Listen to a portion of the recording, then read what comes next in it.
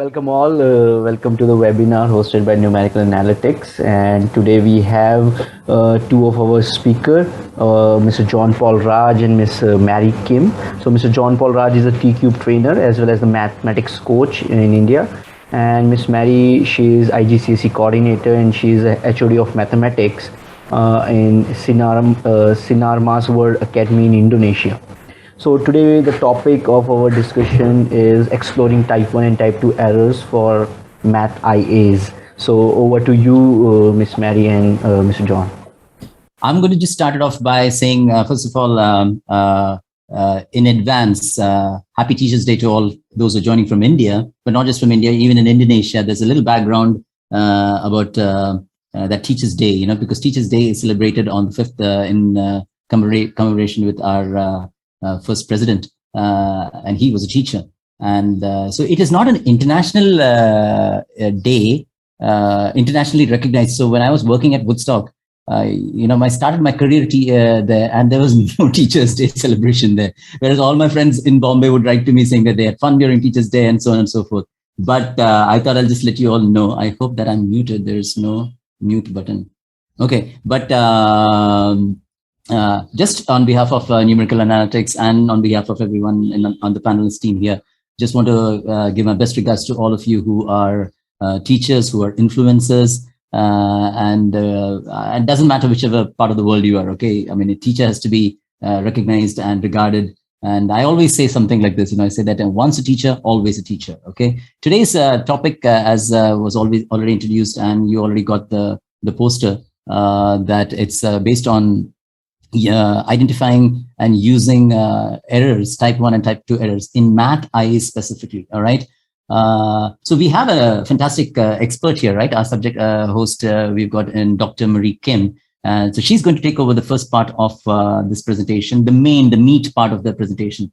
And then the second part towards the end, I will talk about some general suggestions for how we can some best practices for IAs, what to do before we conduct an IA, what to do during the IA, and what to do after we conduct the IA. Yeah, after we conduct the IA, that's also important, all right? Okay, Mary, over to you. Thank you, John. Even the John said that I am providing the meat, but make my meat juicy and like really white. Like there are some vegetarian there are some vegetarian people out here. Be careful. Oh, okay. So, yeah. Then meat is not good analogy then. That's what I was thinking about when you said. Anyway, over the time, I was feeling very blessed and very happy to have discussion with John and all other IB teachers, having all this wonderful discussion and learning from each other, right, through this session. And I was always longing for Saturday afternoon. You were not? No, that's great. Yeah, okay.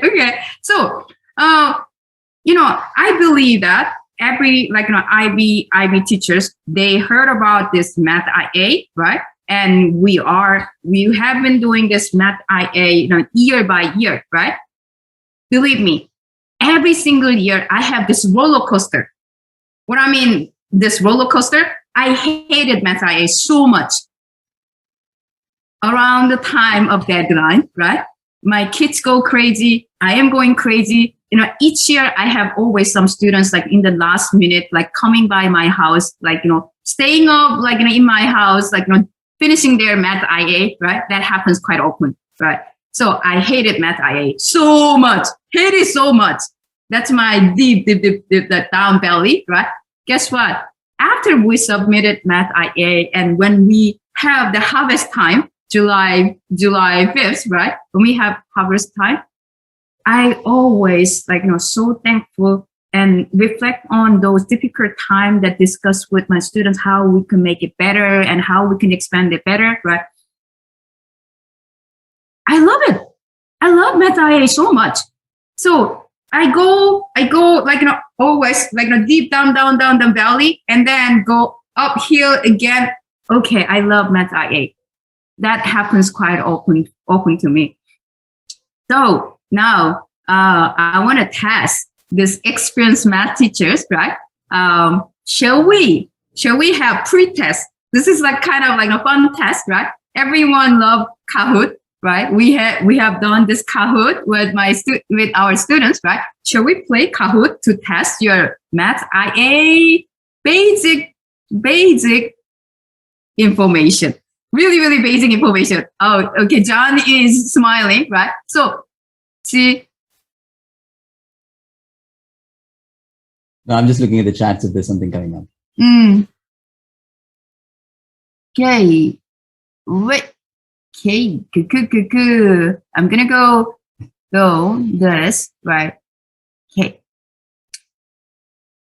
Right. You will be able to see my screen, the Kahoot number, right? Don't worry, this is not competition, so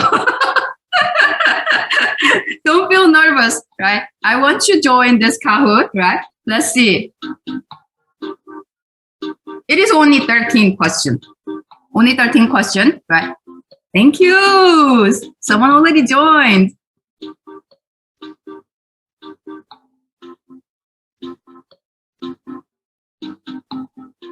I need to learn how to open the chat here in Zoom.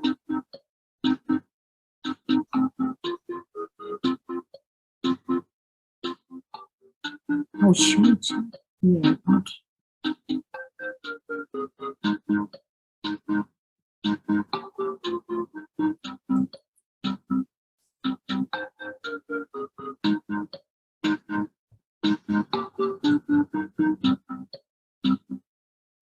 Come on, teachers, don't be shy. I'm stuck somewhere where it says player versus player and all that. Do I have to log in because I signed up as a guest? Yeah, you just sign up as guest and then put this number 376-5683, right? 376-5683. Meaning, where do I have to go to do that? I'm on. See when I. If anybody is facing problem in connecting, just check the chat. I have given the link to open. Yeah, look at the chat, right? Hassan shared the link, right? Kahoot.it, right? Kahoot.it, and then just click the link and then put the pin number. Wow, I see many people joined. Wow, this is so nice.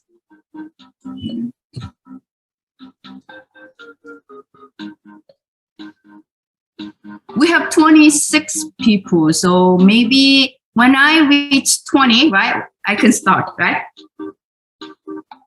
That music is a little. Anyway, never mind. Oh, you want music bigger? No, no. That's that. Whatever music it is, it's nickname they're asking for.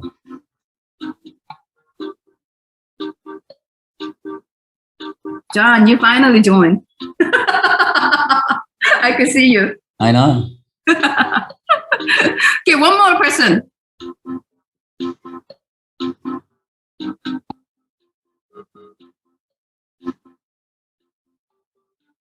Yay! I have 20, so I'm gonna start, right?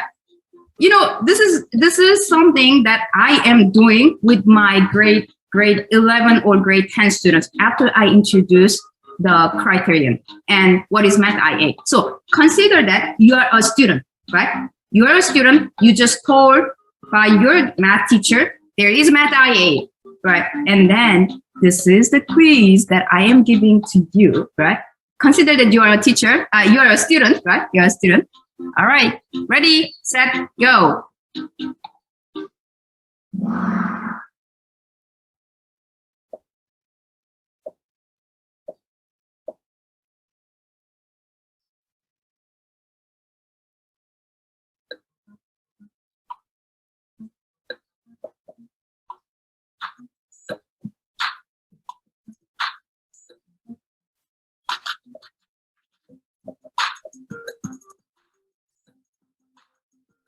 Please don't type your answer in the chat. What are we supposed to, we are doing it on here or we're putting it in the chat? No, not chat. You just click click these, right? The initiate. Okay. Participants, the question will appear on the shared screen, and you have to answer on your browser screen. Okay. Oh. Yeah, Alright. and on our own browsers, we only see the options. We don't even see the question, right? Yeah, question is only being question is on the See screen. on this. Acha, theek hai. Okay.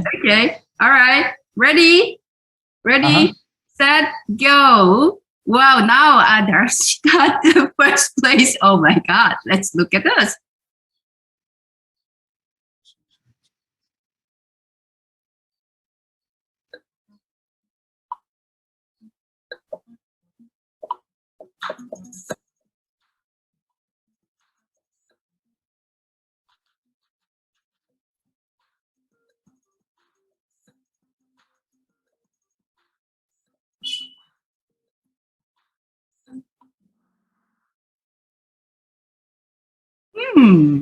I got an incorrect answer. Of course. Why? Okay, I don't know. Never mind. Oh, no. That's a good question. Why? Why is it false? Teachers should be encouraged to initiate the discussions with the students to give information. Who should be initiating?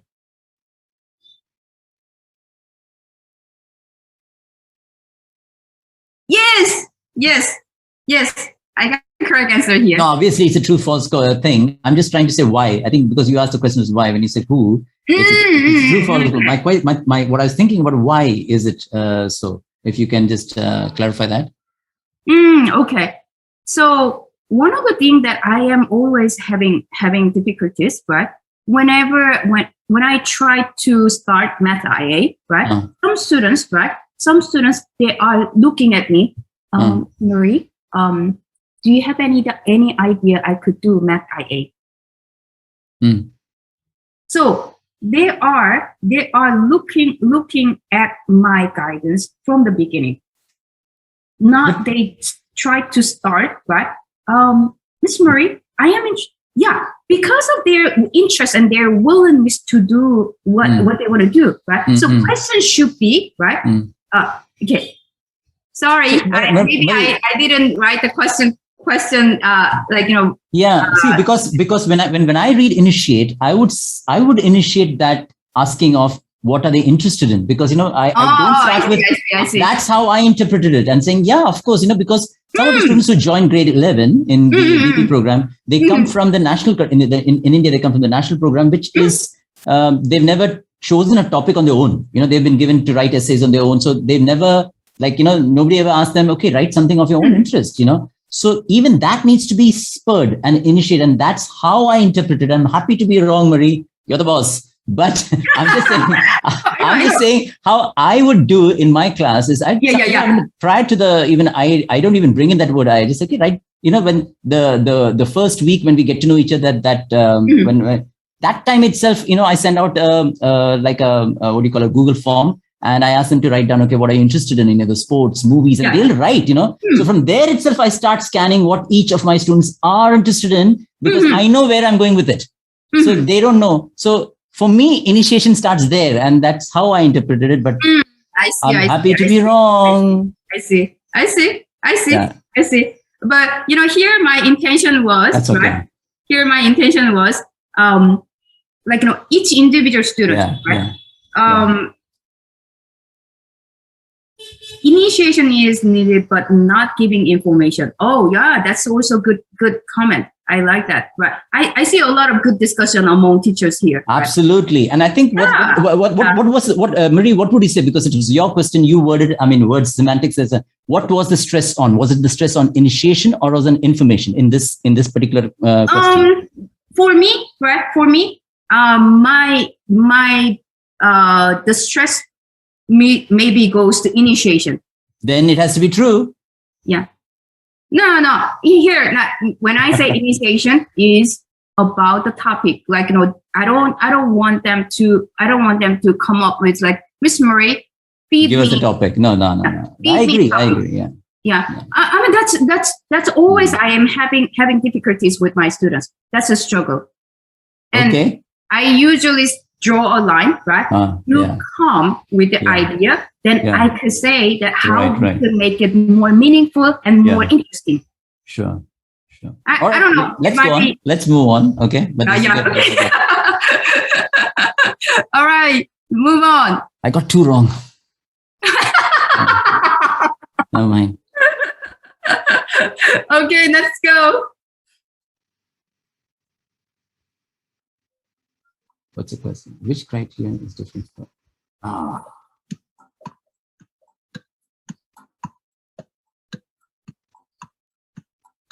If I get this wrong, Marie, I'm leaving this webinar right now.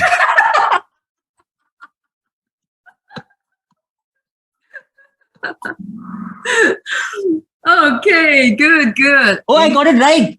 Yeah, okay, don't leave then. To all those who got right along with me. All right, let me go to next. Oh, and Irish got the first place again.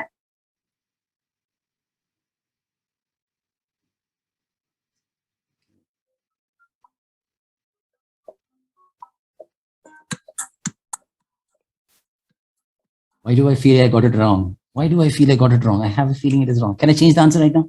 No. John, you may be left. Oh, God. Oh, yes. Not bad. Thank you. Right. Hmm.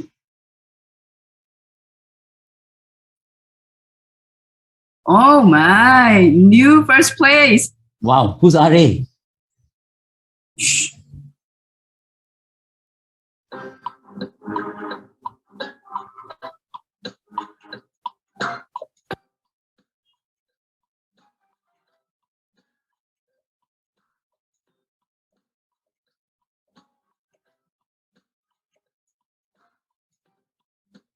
This we need to talk about. What do you mean by unfamiliar words? Yeah, I got it wrong anyway.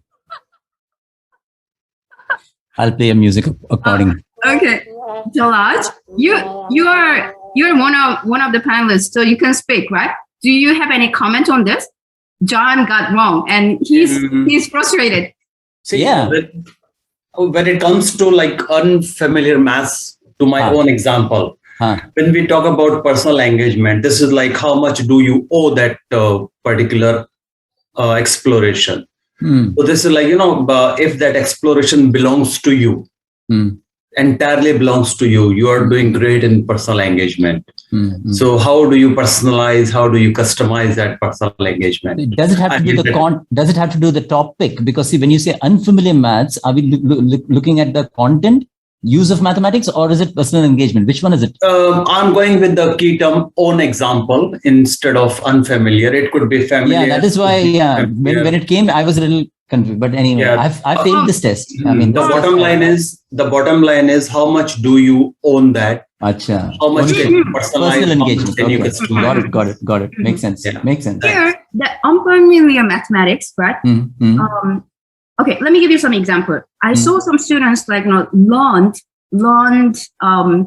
graph theory, or I saw some students learned like a group theory to solve their own problem.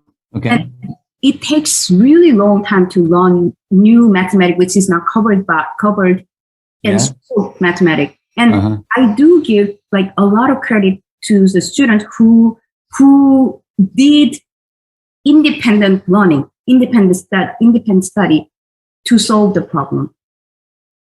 So I do agree that the own example and also the unfamiliar mathematics, I do also think that it should be also considered in personal engagement.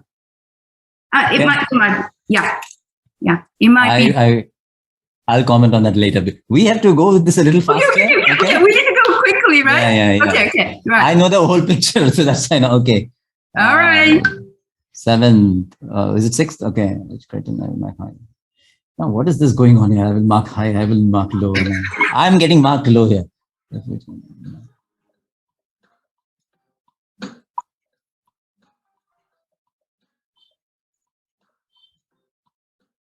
All right. Is Hassan playing this? I want to compare my score only with Hassan, and then I'll leave. Oh, yeah.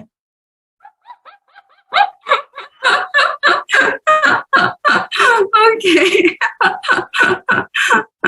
All right. I wish I could make comment on this, right? And I know that John, did you get it? Yeah, I told you. Okay, good, very good. So when you get it, it is a good question. When you don't get it, it's not a good question, right? No, I did. It was a fluke. Yes, I know you. Okay, move on. Wow, new first place.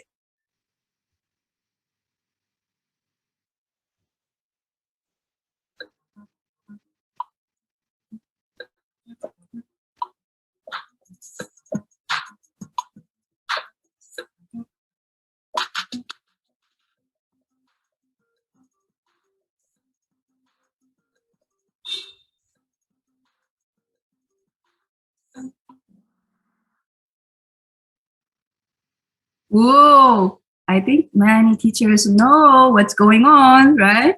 Okay, move on. Oh my God, Liana. I mean, we cannot predict who's first place. It was like, someone else, like, we changed the first place each time. So, okay, move on.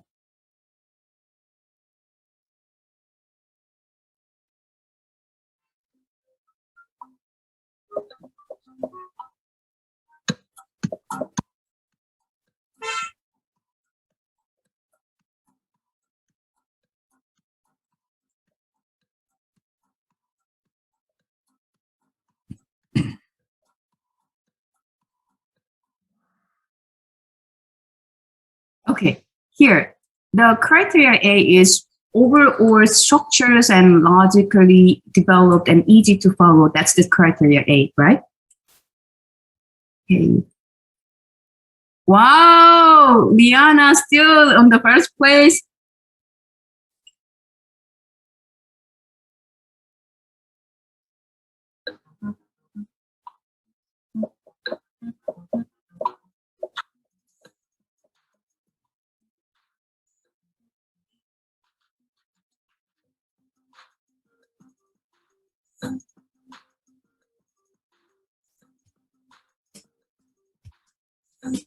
To number of pages, nowhere in the guide or in any IB documents it says you have to stop at 20 pages, 30 pages, 15 pages. Yeah. They just have some recommendation. Yeah. Second thing is, in any of the criteria, number of pages is not penalized. Yeah, you're right. So it is just a recommendation because it is expected that a good exploration can be concluded within 20 pages. Mm-hmm. But if your topic is such that it has a scope and a requirement of writing more pages, students can go ahead. I remember this time I marked some of the explorations up to like 35, 40 pages.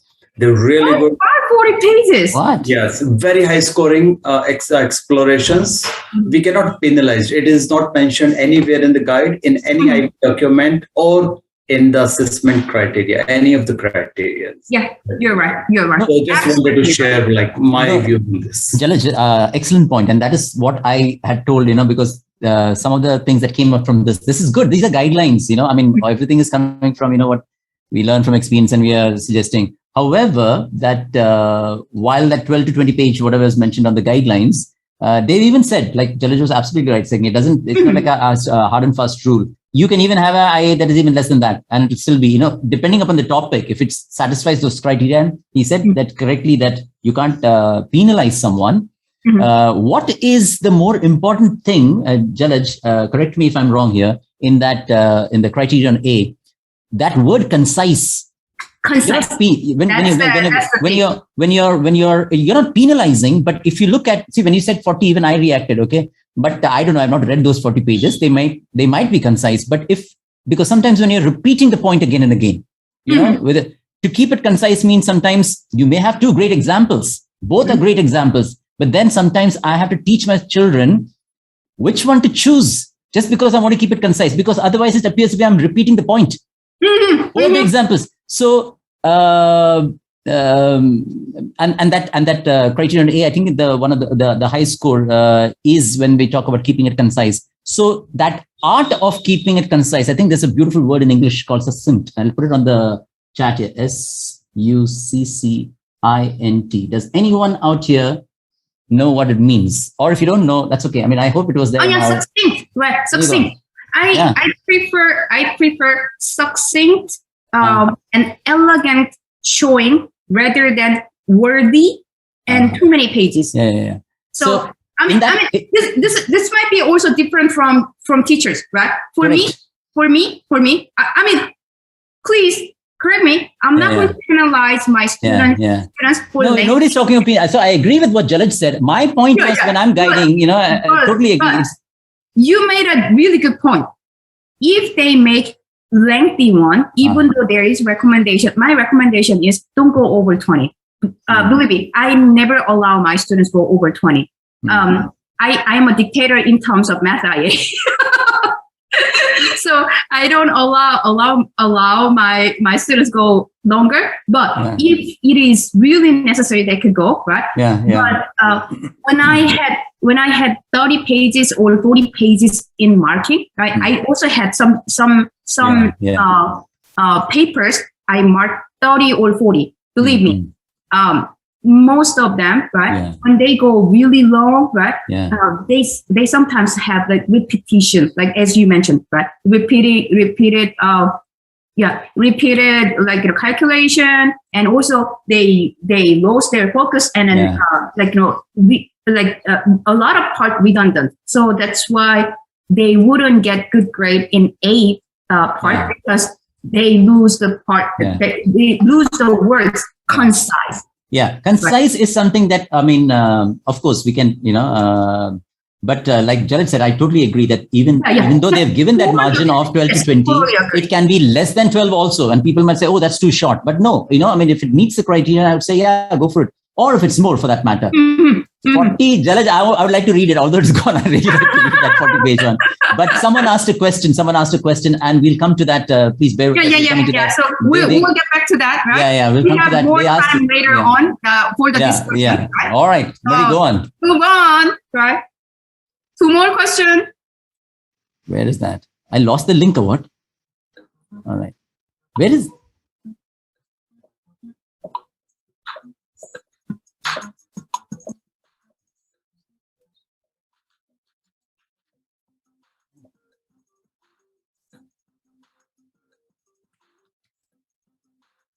Sometimes these semantics, choice of words, I'm expected to use. Okay, that might be my poor English skill. No. It's not poor. I'm saying the choice of words. It's not about... Okay, since IA is called exploration, I am expected to use any mathematics outside the course. Why? I mean, this is like a message to my students, but sometimes sometimes they are sometimes what my students are doing, right? They are choosing way difficult topic out, like a college, grade school level of topic. That torture me a lot. Who is Liana? She said that, first of all, I respect you, Rian. I was going to ask earlier who's Liana, but now she says that the wording seems right. The reason I was going to ask who's Liana, because she's the highest scorer right now at this in this quiz of your Kahoot. So we will interview Liana. We will interview Liana later on. Now she says the wording seems... I mean, teachers, please feel free to make comment on this. Yes, please do that. Yeah. This will be good discussion later on, right? Yeah. When I said the exploration, right? Exploration is like explore more, right? But sometimes my students make really poor judgment, and they choose a topic way something that they cannot handle. Yeah. True. Marie, let's move on. Liana is scoring higher, and the reason she's scoring higher is because, as she said, the wording seems all right. Okay. All right, let's move. Can I move on? Yes. Okay. Look at her score. Look at her score. Let me give an applause. Okay. So One more. Last one. Who's it? I think I should get this right.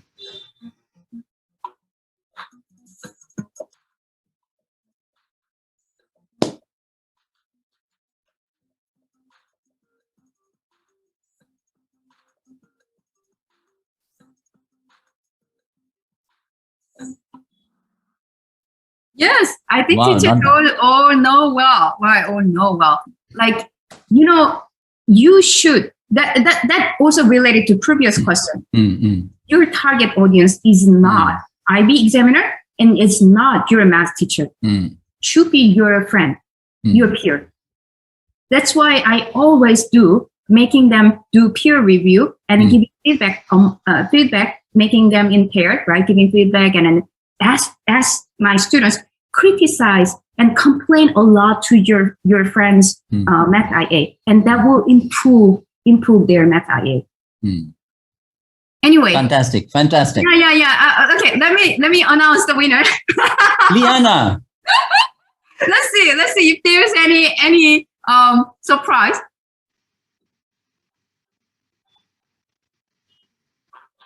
Yay! Third place. Second place. First place. Who's first place? Where? Okay, yeah. who's fourth place? Where is my number? 4, 5, 6, 7, 8, Oh, you're 9. in fifth place. Oh my God, you're in fifth place. Wow. You're just lying. No, I think I saw your name in fifth place. Right. Okay. Where is what's our name? Where's Hassan? I don't know. That's okay. All right, never mind. I will see. Right. I will check later. Right. Okay. So let me go to my topic today. Right. By the way, Hassan, you could share this slide, right? If like everyone is here, then you can share this slide, and I am happy to follow. Oh, have to share this. Like very good. Right. So statistic is my passion, and that's the one that I pursued in my graduate school, and I did study biostatistics. So I love statistics, and yet statistics is quite challenging to me. You are a PhD in statistics. Why did you say that directly? All right. And what is the PhD that you did in, Marie? Tell us, please. Biostatistics. What area? What was the study, the research?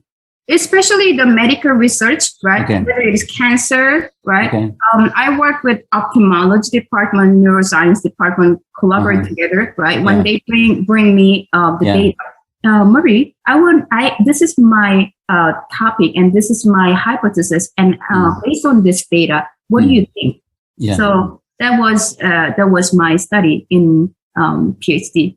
In my experience, I have only done a master's degree. Okay, I'm not nowhere close to a PhD like you. But even after doing a master's degree, when I first started teaching grade 12, it felt like coming down. It was very difficult initially. So tell me from your experience. There is a joke, right? Okay. What is joke, right? Students feel like, they are so horrible in their own major when they study in college, right? And then when they finish their master's degree, right? They feel like I know everything in my major, right? And then when they go to graduate school, they will think that I am the stupid person. That's what I felt when I was doing PhD. No, but when you started teaching, see, I was referring to when you start teaching students.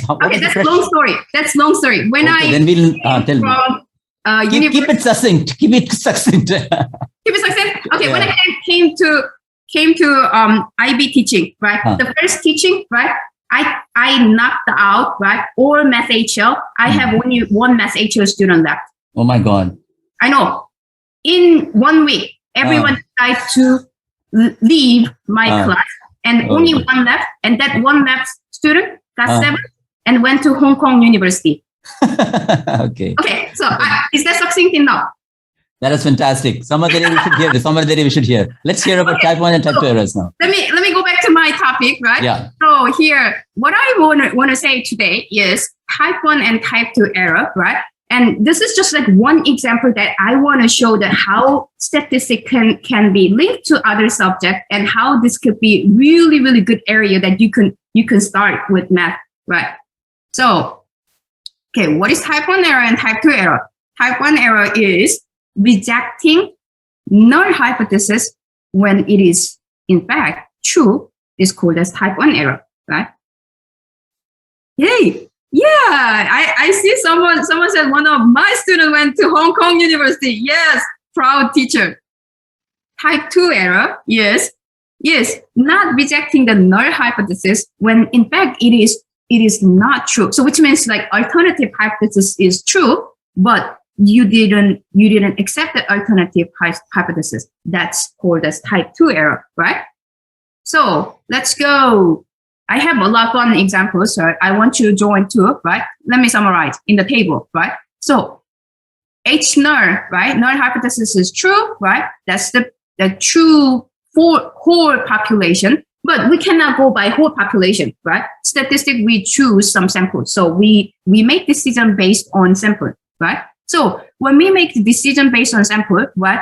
We reject the null, right? Or we accept the null, right? So null is true and we accept the null, that's correct decision, right? But null is true, when we reject the null, that's going to be type 1 error, right? And usually we write type 1 error as alpha, right? But when null is false, right? When null is false and you reject the null, that's correct decision. But when null is false, but you fail to reject the null hypothesis, that's going to be type 2 error, right? Right. I have a question. I have a question. Okay, you stop your question because I have to go quickly. All right, go ahead. Yeah. So I am curious. Go ahead. Make it succinct. Why do you call it fail to reject and not accept? Okay. It depends on the content. Depends on the situation. Yeah. Sometimes I use the word accept the null hypothesis if the null hypothesis is desirable situation. Okay. All right. It's all about the context. Yeah, context. Yes. Okay. All right. Okay. Thank you. Yeah. Go on. Thank you. Right. So as I mentioned, right. So this is null hypothesis distribution, and when we reject the null hypothesis, that alpha is the type 1 error, right? And when this is alternative hypothesis distribution, right? If alternative hypothesis is true, but you accept the null hypothesis, and that's type 2 error, right? Okay. Move on a little bit, right? So if you want to participate with this example, right, please join me in this Padlet, right? So let me go to Hassan. Do me a favor. Can you share the Padlet link in the chat? Thank you so much. So please feel free to join, right? I want to hear from you, right? That will be really nice that if I hear from you, what do you think, right? Maybe I could share here, right? I have 5 examples, right? 5 examples, and hey, thank you so much. Thank you, Hassan. Right? So you can join, right? You can write down what do you think, right? And look at John. John gets serious. Okay, this is an example. COVID-19 test, right? We are testing. We don't know the truth, right? So when we test the COVID-19, right? So the person has COVID and the COVID diagnosed, right? Correct decision, right? What is type 1 error? And what is the consequences of type 1 error in this case, right? Which means, right, there's no COVID-19, right? But the test said you have COVID-19. Then what is the consequence? You can type right, in your Padlet. Oh, you have to type it there? I thought you had to type it in the chat, yeah. You have to type it there or what? Oh yeah, you can type in the chat too, right? You can type in the chat and you can do in the Padlet, right? Whichever it is, like, you know, I will be glad to see, right? Because let me see if I could show here. No, I will get back to that later, right? Because like, you know, the time is running out, right? I don't want to take too much time from John's time. Take right? your time, please. I mean, yeah. Okay, so did you write? Is there anything interesting comment on that? Yes. False positive is worse than false negative. Oh, false positive is worse than false negative. Why do you think so? Yeah, I see people are writing. But yeah, they're writing on the chat. I think it would be nice if they put it on the chat. Then I'm not on that Padlet, but anyway. Yeah. Either way is fine. Yeah, I'm looking at both, right? So, Adas said, right, taking medicine when you have COVID. Okay. Yeah, when you don't have COVID. Yes. Adas, what is it, type 1 error or type 2 error? Taking medicine when you don't have COVID.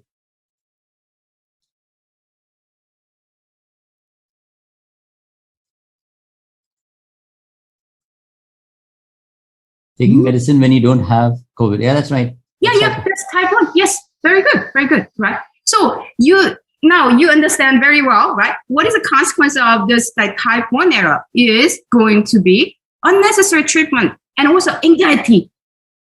I got COVID, and then all those worries and anxiety comes in, right? Okay, what about type 2 error? You don't receive the treatment that is necessary, right? That's the problem too, right? Right. Oh, I see a lot of good comments. Serious as the person is not infected but diagnosed. So medication without infection, right? Okay. So let's look at example 2. Get ready, right? Example 2, right?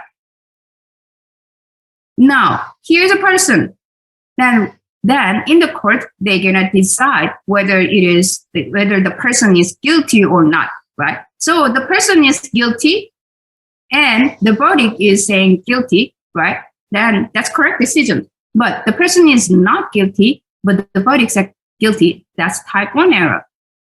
And the person is guilty, but the verdict said not guilty, and that's type 2 error. And then what is the consequences of this decision, right? This wrong decision, type 1 and type 2, right? And which one we want to avoid? Mm. I mean, it's hard to say, right? Both of them are error, right? But which one we want to avoid more?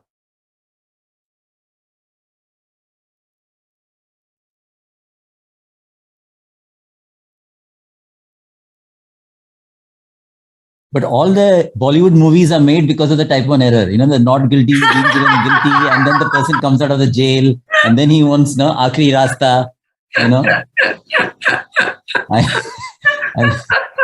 yeah, exactly. Yeah. That's the Bollywood movies. Innocent person gets convicted, right? Yeah. Yeah, I know. Let's look at this, right? Type 1 error. What is it? Okay. Yeah, correct. This is about can't for the. Okay, so type 1 error is causing that innocent person goes to jail, right?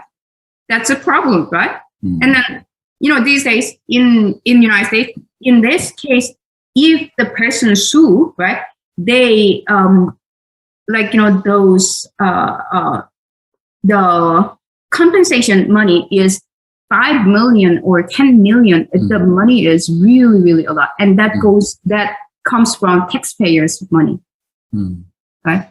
Okay, so type 2 error is the guilty person goes free, and what is the problem? If the guilty person goes free, right? And what happened to this society and community, right? So as you mentioned that, everyone said, yeah, villain gets under type 2, right? So yeah, the villain. Yeah. So the judicial system seeks to minimize type 1 error, right?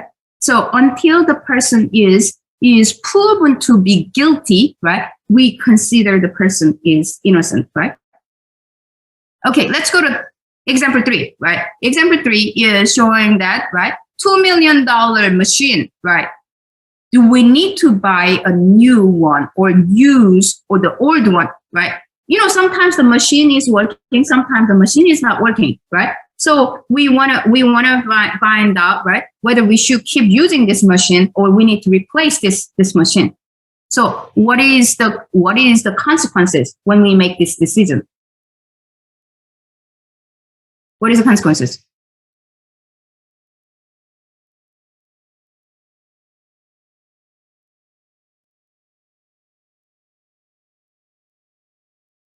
This happens in many schools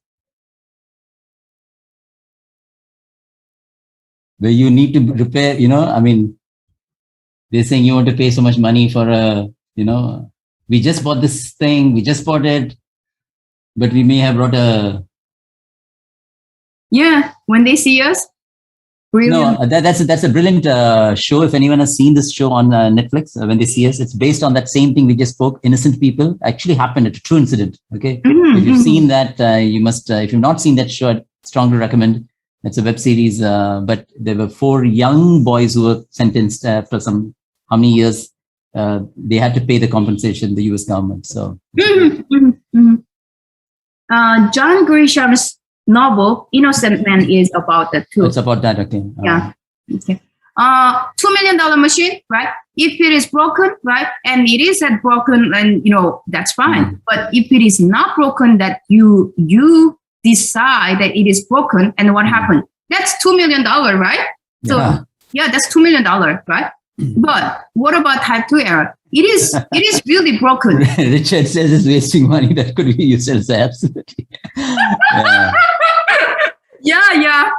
Thank you, Mr. Castro. It is really broken, right? But your boss don't want to spend $2 million and said that, oh, it's not broken. We keep using it, right? And then what's going to happen? Then we'll have to call someone to do some jugaad. Yeah. You reduce the product, right? Because it keeps on breaking. You reduce the product, and the workers will complain, right? They will complain constantly, right? And then the fixing cost adds up, right? Yeah. Right. Yeah. So that's the consequences of type 2 error, right? Okay, let's go to number 4. This is something that everyone can relate. My screen shows is broken. Can you see? Yeah, something happened Example 4? Now I can see. I can see. Okay, so IB predict, right, and actual, right? Great. So this is actual, that's a true, right? And, until we see the result, right, we don't know whether it is good or not good, right? So, I predict my students 6 and 7, right? Yeah. And the actual came out 6 and 7. That's correct decision. Okay? Yeah, that's correct decision. But what's going to happen when we have type 1 error? I gave 6 or 7, right? But actually the student got 1 to 5. And what's going to happen? Then you're going to get a hate email from their parents. No, just kidding. Okay.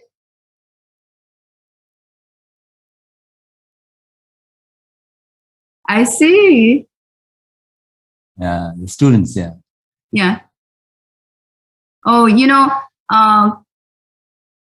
calculate. Liana's right. Liana's right. If I didn't pronounce well, right? There is someone who's writing very faithfully calculate, and yeah, it's so nice. Getting type 1, type 2 written very well, right? Okay. So yeah, there's some good comments even here. Richard says credibility of marking will be put into the question for the future for that particular school, whichever institution. And Yes. then, and then universities, people have already said the universities that have given conditional offers, especially UK and all that. There's this. Yeah. UK university, they have conditional offer, right? And then student may not able to go their dream school, right? Yeah. That's and move in. That's really nice. Reputation gets low with type 2 error. It's also, right? Okay. I like the discussion, right? Okay, so what is type 1 error? And then the result is like, student may not go like, their university they want to go, right? And same thing, right? If actually this is really this happened to our school, right? We had a student who got perfect score this year, 45 out of 45, right? But when teacher predict her score, I think she got only 42 or 43. I'm not sure. It was even like less than 42. So when she write, right, early stage on October, when she write application to Oxford and Cambridge, right? Guess what? She didn't get accepted by Oxford or Cambridge. Oh, wow! It's because teachers predict low, right? So after she got the score, did she get accepted? No. Oh, even then? Oh, wow. No. Because she got a 45 later, right? Actually, she got 45 later. That confirms, right? That confirms some of the conditional offer. Oh. You understand what I'm saying? Yeah. So they need to compromise the school, which is not their dream school, but lower level of university, because teacher gave like low predicted grade. That happened in our school, really. And then now, DP coordinator is saying that don't under predict. Yeah. Maybe. Yeah. Liana made a good point, right? So there could be another aspect, right? Interview or something like that, right? Yeah. Ada, she said type 1 is false alarm, type 2 have host involved. Consequences of type 2 is much more serious, if you were to say. I mean, it depends, really. It really depends. Because I don't want to overestimate my students' grade either. Right? Because sometimes, right, that will also hurt our school's reputation too. Right? All right. So there should be good balance, right? Balance between the two, yeah. Okay. So last one. I really need your input. What do you think? Like recently we have Kabul airport got attacked and the 13 US soldiers sacrificed, right? And we can say type 1 error is to see a pattern in the data where there is none. Was there any sign? And type 2 error is to miss a pattern in the data that is actually present. Which one is worse? And in this situation, what that might be meaning?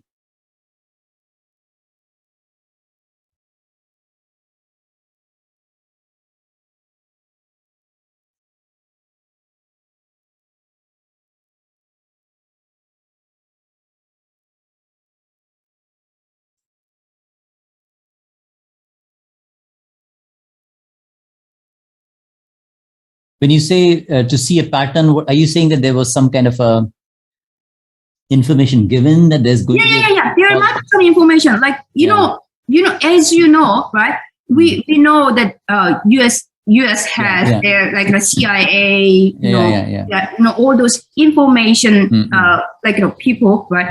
Intelligence, information people, right? And they do have agents, right? People who are always reviewing, right? Try to see any sign, right?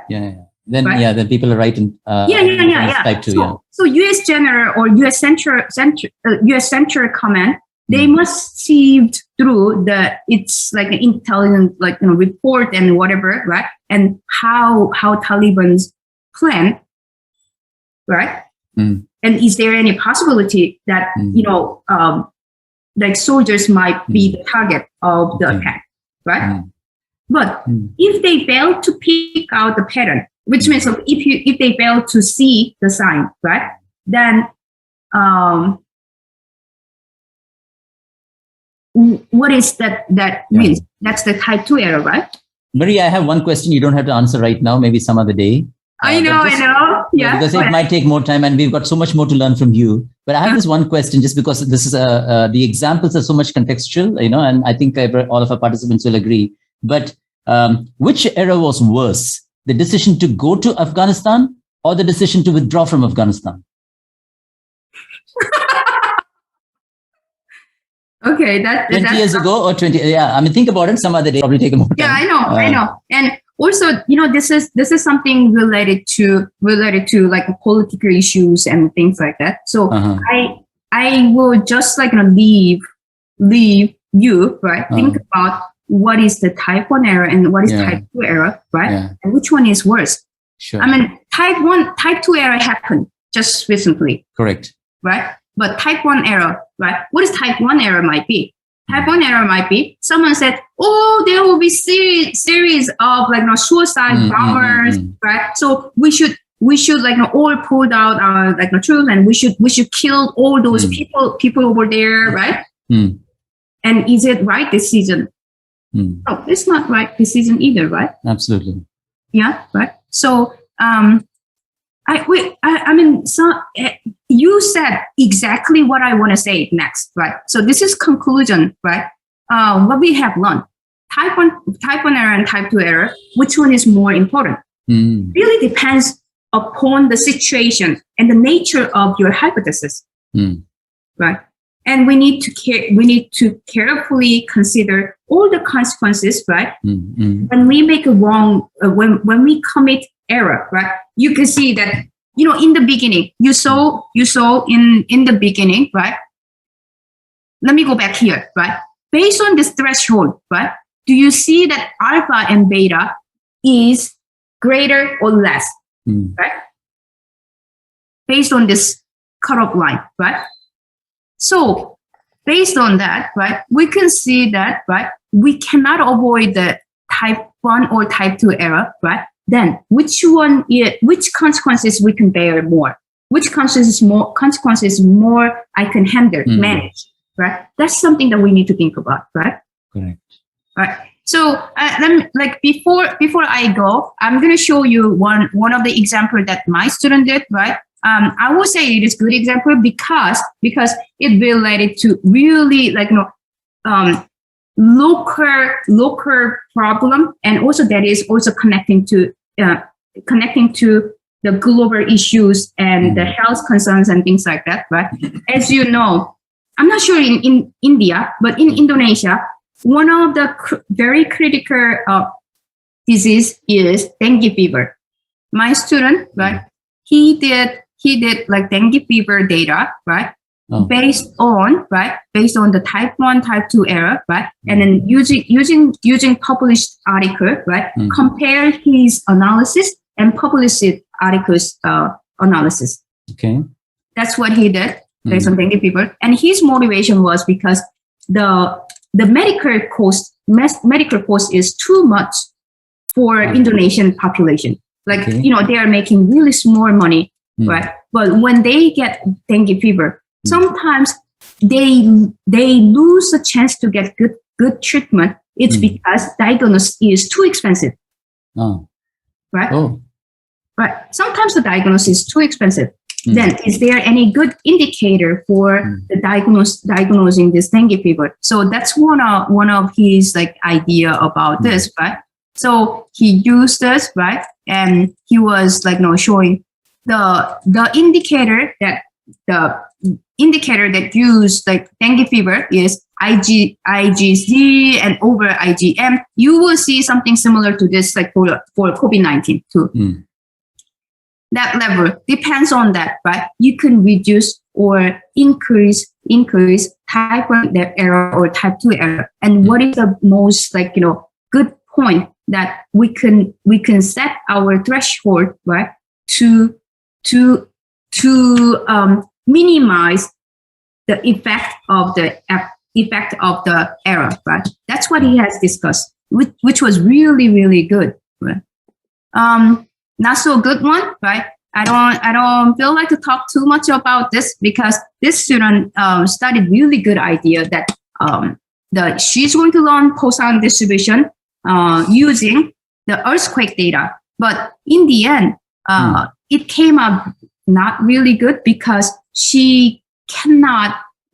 I mean, if the data itself doesn't support Poisson distribution, it's okay. But she can say that why the data is not supporting Poisson distribution well. She can still reflect, right?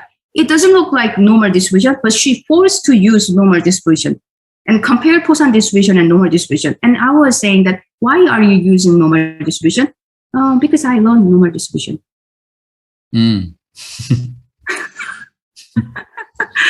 Yeah. So, this is my take-home message. Like, statistic, it opens many avenues for math IA.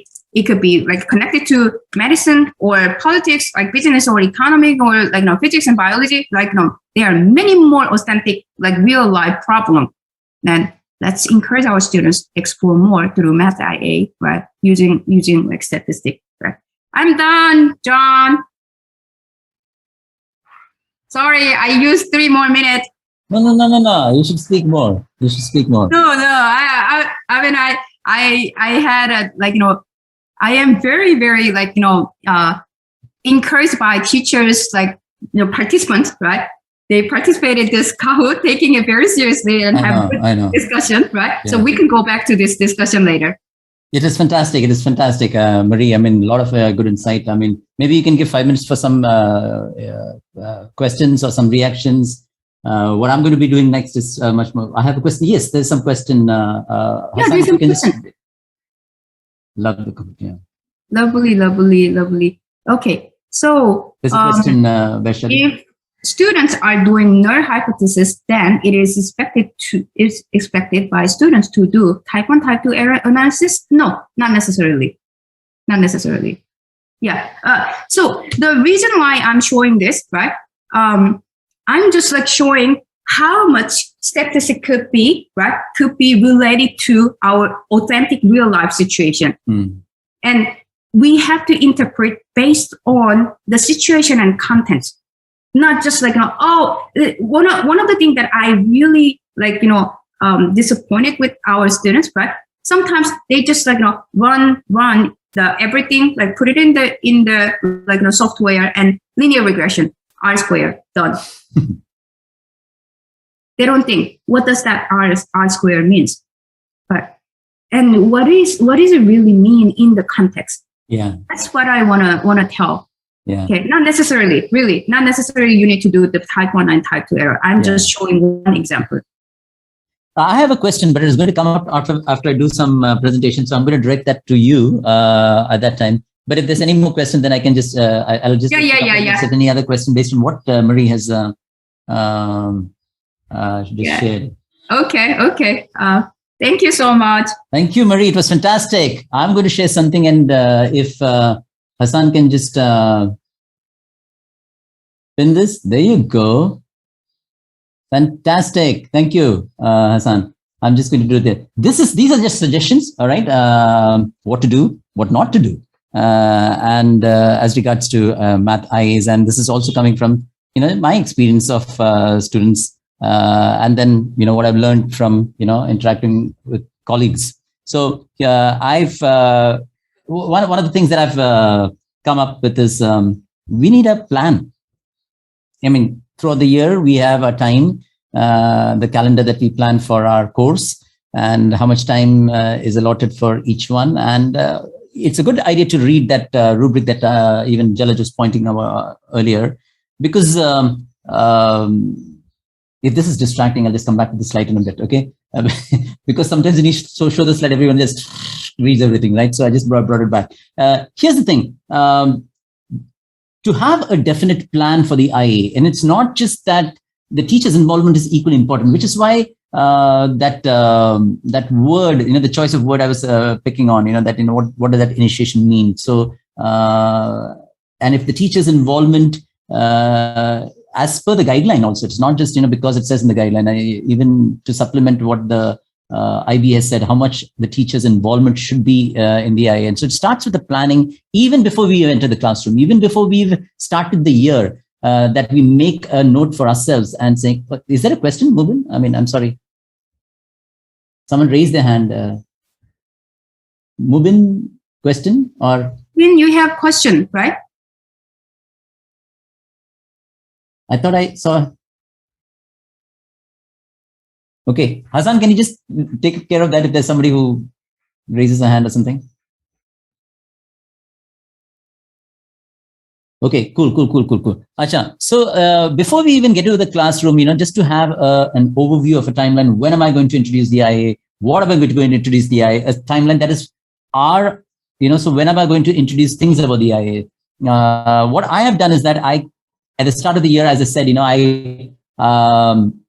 I give a Google form, and that has got, I don't say anything about the IA there. It's just getting to know you kind of a thing with the students, and there I collect information, about their math topics, what they liked in the previous years, what are some of the topics they did not enjoy as much, why I asked them to comment on that. I ask them stuff like, what kind of movies, because that's what I keep, if I say, tell me something about yourself, they'll not know even what to write. Some people are stuck there. Some people can say a lot about themselves, but sometimes you need those guided questions as we say that, okay, what kind of movies do you watch? Okay, what do you do when you are, when you're by yourself and not doing any math work or something like that? So just to get the students to get to know them something about themselves helps me, because what happens is when I then come to this phase where I have to sit and talk about the IAs, I know there's this one kid who was lost for some time, and he actually ended up getting a 19 on the IA. His IA was on the sweet spot of the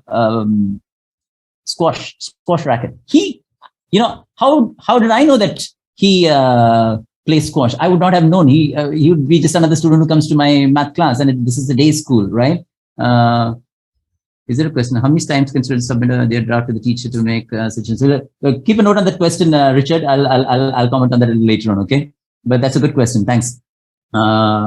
So how would I have known? So because when I still remember the first day when he came and sat and chatted with me about what he should be doing. It took a long time, and at that time, whatever topics he was talking that he's interested in, it just looked like something that he had read from somewhere, heard from someone saying these are the good topics of IA. And maybe that is something that I should reserve for later on. Perhaps that is not a good approach, whether you're a teacher or whether you're a student. Don't go and read books or don't go and ask each other saying, can you give me some topics for IAs? Perhaps that's not a good approach. Okay, that's just, again, like I said, this is just suggestions. So first thing is, I would say timeline. The second thing is in the timeline, like I said, perhaps somewhere you need to put in where you can get to know your students' interests. Start with exemplars. Marie gave an exemplar here. Give your students an assignment in the class, okay? Give them one section to read, because, if it's a 40-page exemplar that you picked up, Jalaj, then they'll not be able to finish that reading in class, right? So you can pick up one thing from, let's say, page 3, and maybe if you put them in groups, you can ask them to read each section and ask them to write a comment. See, what's happening is that two things. One, they're also reading a sample IA, maybe a portion of the sample IA, but you're also teaching them a certain skill, which is read and summarize. Are we getting this, everyone? Read and summarize right from the early stages. We're not talking about topics. It's just about reading something from an example. So in a very subtle way, they read an example and you just told them, targeted 1 paragraph, 2 paragraph, class time, right? Giving them something. And then again, you can even, make a questionnaire where they can write, what did the writer have to say? You don't even have to talk about the student's name. What did the writer have to say? What do you think about this particular topic? What does it mean? And then the students will come out. I've seen when I've done these exercises in class that sometimes the students even write, this particular writer was really interested in the topic. This really came because the personal engagement was there. The same comment that Jalajat made. So I think when we start with exemplars, not about now you have to write your IA. So take a look at this example and write it like that. But right at the beginning of the 11th grade, when we give them examples to see, they're already familiar with certain styles of IA. So perhaps like Marie gave an example of something that was good and something that was not so good, giving examples and inviting discussion right from the start. I mean, I know there's always an argument saying that we don't have time, we don't have time to complete the syllabus. I think that is why I started with saying, make a plan. If you plan these small activities, and you don't have to do it, you can do it once a month perhaps, but targeted focus, because these all go into preparing the students for the IA. Familiarize the students with the expectations of the rubric, even before they have started. Okay, so give them those sheets, but don't just give them and expect them to read it. Okay, read some of those words in class, the words that we were talking about, the concise and all those, words. Familiarize, let them know what they are writing. Let them know the target audience. Let them know all those things. Okay, and then you can do some sample grading in the groups. Okay, this is all I'm saying before the IA, before the kids have already started. All right. Some teachers have told me that they've done mock IAs. It can be a singular IA student doing it. It can be in groups of 2 or 3, and it can even be in guided questions. I was just helping some students because what happens is when they're doing their actual IA, once they're familiar with the entire routine, then they know the direction, how to go about their thought process, how to critique, when to write a reflection. But if there are some guided questions, there is a lot of activities. Some of those things we've done in our own webinars here at TI. There are certain activities even on the website that are structured as guided questions. What will happen if? What will happen if you change the value to negative? What will the graph here look like? Why is it that we do not observe an asymptote here? So, describe this in one sentence, asking them to write. So those guided questions, if you give them examples of a mock IA to be done in 2s and 3s, all these count towards planning and preparing before the IA has taken place. That's toolkit. Liana, you want to expound on that? This is a biggie. This is where I want to hear from Liana and everyone. When to introduce them? When to introduce, like when is the time? Because this is a topic, and this is something this is what I was telling Marie. When I come to mind, I'll ask you this question. So since you talked about statistics, when is a good time? Is it skills? Because if you are underlining certain things, like Liana mentioned the word toolkit. Toolkit is more about tools, right? We're talking about skills, skilled at a certain, let's say, summarizing or something. Is it about topic or is it about skill? I want to hear from maybe Marie, you can start rolling the ball. When do you think, if you want kids, like you said, you want kids to be encouraged to do IA on type 1, type 2 errors. And if a child has to do something like that, is it necessary after you've done all that in class, or is there certain things? So you're asking either skills or? Yeah, I'm just saying, because, the reason I'm saying this is because I've encountered, I've been part of discussions where there is a mindset, there is a thing that, and to some extent, yes, we need to do certain these topics. We need to finish calculus in the first semester. We need to do that we need to do. So when do we? I used to think that, I need to give this skill so that they should be able to do the math IA, right? But gradually, right, I realized that, right, as long as I give them really basic concept of mathematics, of like the functions and all those like, for example, counting principles and also like some basic concept of derivative and integration, right? I think they are ready to do math IA. So even if they have like weak skills, right? They should be able to explore and learn by themselves. Are you saying so what are you saying? Are you saying some skills are more, you need to have a checklist of skills than a checklist of topics, or what is it? Or is there some kind of a balance that you recommend? Okay. Hard to say, but I will say the balance, but definitely there is topics, prerequisite topic. Prerequisites topics. Nubin says the same thing. They can start. He agrees with what you're saying. All right, cool. Anyone else? Any other voice?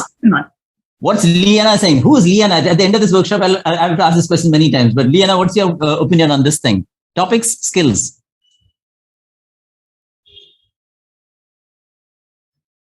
Some things works best for some people. Okay, so don't be afraid. Yes, somebody raise their hand. Jalaj. Yes, Jalaj. You don't need to raise your hand, Jalaj. Okay, so raise your voice. Like in my opinion, it's more about skills. Okay, they need to know the process. They need to know the expectation from the criteria. Like when they write a good exploration, what is expected from them, and how should they structure it, They need to know this like structural part also, and in mathematics, and on top of everything, what we as a teacher need to do is giving them a timely feedback on each of their works. Jalaj, why can't I see you? Your voice is sounding so wonderful. And I'm the only one who's got this face out here. I think I'm going to switch off my camera. All right. And okay. So if you insist, you're sounding so good. There you go. Fantastic. Nice to see you, Jalaj. Yeah. Okay. Excellent. Excellent. So but this is what like I feel. No, but that's okay. But then there should be some level of math, some content vis-a-vis. So is it only skill? So where do you draw the line as say, okay, now I can, is there a... Okay, so now, like when a child is in IB diploma, there is some prior knowledge, expected prior knowledge. So they can do an exploration on like year 10 level contents also. Like as Mary mentioned, once they are in IB diploma and once they have some foundation of any of the topics, if they have a strong foundation of functions or statistics, calculus, any foundation, good foundation of any of the topics, they are ready to do their exploration. So Jalaj, I'm going to ask you this question. This happened to me. Okay, at Cathedral, we have students in 9th standard. Okay, 9th. Even one kid actually, there's an 8th standard kid who took an AP exam. Yeah, AP in calculus usne liya. So 9th ke bache, like kids from 9th standard, they are so driven. I mean, the ICSE, okay? So by the time they come to me, they're in 11th, right? But I also was teaching the AP courses, so I got to meet these kids. So the second point which I have is for you now. If there's a student who's familiar with the requirements, usko pata hai ki, what, I have to write an I.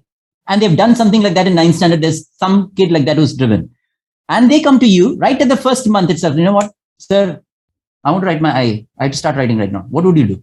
Sure, I'll encourage him, and I won't ask him officially do this, but I'll provide him with some examples, some exemplars, and I'll support him with some documents. I'll support him with some literature, and let him get more familiar with the expectations. Absolutely. And once he's familiar, probably he'll wait for the time. Great. Thank you. Anyone else has anything to share, or probably you've faced a similar experience in your class where, some kids were so driven that they want to just start, writing even before you have introduced?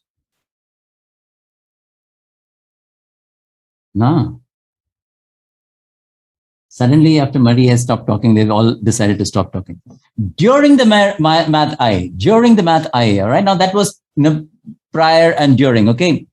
Monitoring student progress, how they are doing their work. I would like to hear from you all. I have, I don't know whether I can share this thing right away. 1 second, I'll have to just switch cameras first and get this thing. I have made use of Microsoft OneNote, and I'll give an example quickly.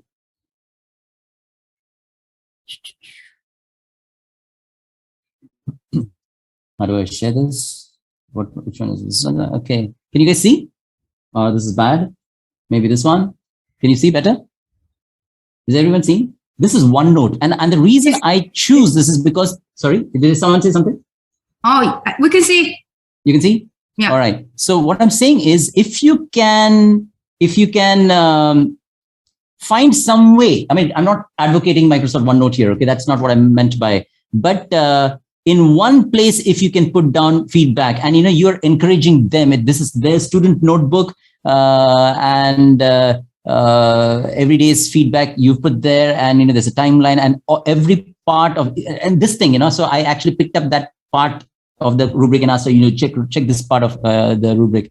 Then, every time there's a feedback I wrote, and then she would revise the IA and come back to it. And and you can see all my annotations. And I think at this point of time, maybe I can answer Richard's question, because Richard asked this question. What is it? I just missed it. He said,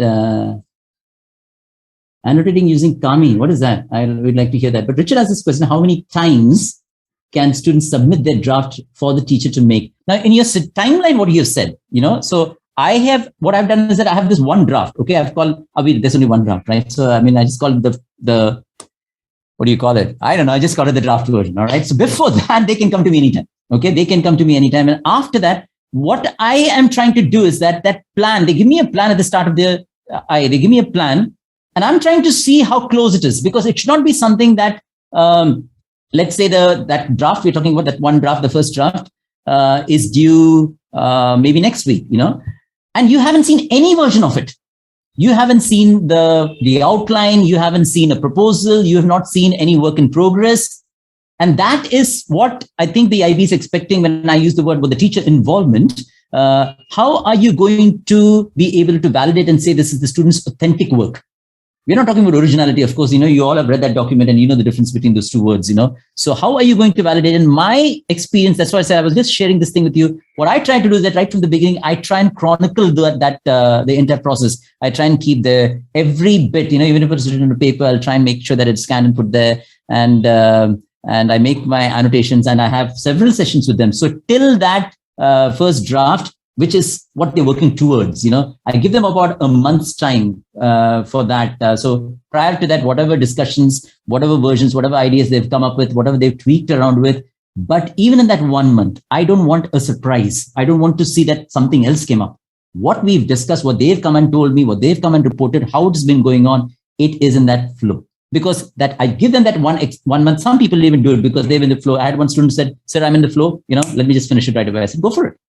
So I give that because typing out all those equations and symbols, that's going to take some more time. And they want to make sure that is good. And actually, what happens is that draft that they give me, Richard, is as good as to go because of all that is done. If my experience has been that, if you have monitored the progress, if you've seen that, if you've given that much feedback, that first draft is as good as the final. So what I do with that first draft, Richard, is that I actually give it to them. Then we have our own math department, looking at each other's eyes and all. So that's as good as go. So when I return that one with whatever you call the formal comments or something like that, they probably don't even have much to work on. Might have some to do with, what do you call it? So क्या बोलते हैं? What's the thing with references and all those things? Maybe just some tweaks on that, not much. Is doing in Google Doc okay? Bibliography and all those kind of stuff. Yeah, thank you. Is doing in Google Doc okay? Giving feedback at the same time. Yeah, but my thing is I mentioned that in that other slide also. Where is that? Sorry. The idea is to keep the versions. So even if you're doing Google Docs, so Google Doc, I used to create a folder, but where is this thing? So I did mention Google Doc, the Google Suite I mentioned there, because it mentions with timestamp, when each document has been updated. So try and keep every version of the document, and that's a great way to update all those things. But the problem in Google Doc is typing equation takes different form from the transfer mode. When they are actually in this process, that's good. But when they're doing the final form, I mentioned the Google Suite when they're documenting, but that last bit when they actually using the final version to put, then obviously you can't put the equations. I think they do have one some kind of equation editor there, but it's not as great. The closest I've come to good is Microsoft Word has that equation editor, but there's also some is it LaTeX or something like that? I don't know. Some that's much better than that. Yes, LaTeX. Yes. Is it LaTeX? Yeah, I've seen that one. LaTeX is better, but yeah. LaTeX it's better than the equation editor, Microsoft equation editor. But if you don't have that, then it's good. And math type is also good, but try out LaTeX if you haven't tried it. It's really in comparison to some of the things that I've seen. There are some software if you are using what do you call it? Yeah, nothing that is good is free, Mrs. Naik. This is what I've learned in life. If it is a valuable, yeah. That's, but there are some software, again, it's paid software, by the way, whatever I'm telling you right now. There's some software on the iPad that when you write the equation, it can, convert it into the equation, what is it called? Come on. Ink to text? Ink to, has anyone seen that? The ink to text, so when you write, it'll take the form of the equation, whatever equation, whatever symbols you do. So, but again, that's a paid thing, all right? So anyway, let me keep going on. This is good. Time outside of the class, is it necessary or not necessary?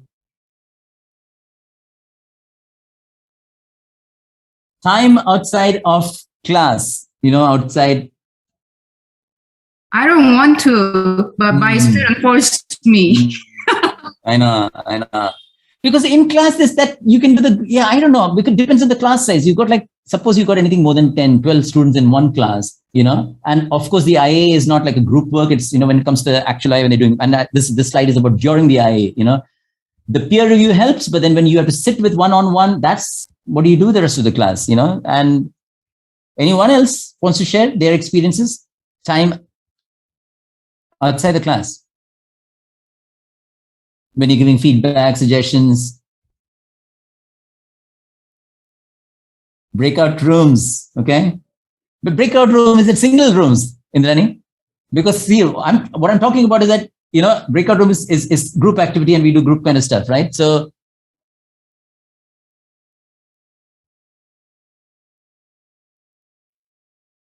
would it be possible to cover everything in class? I think because, in the earlier, some of the sessions, people were asking these kind of questions, like, how were you able to manage to complete the syllabus and all that?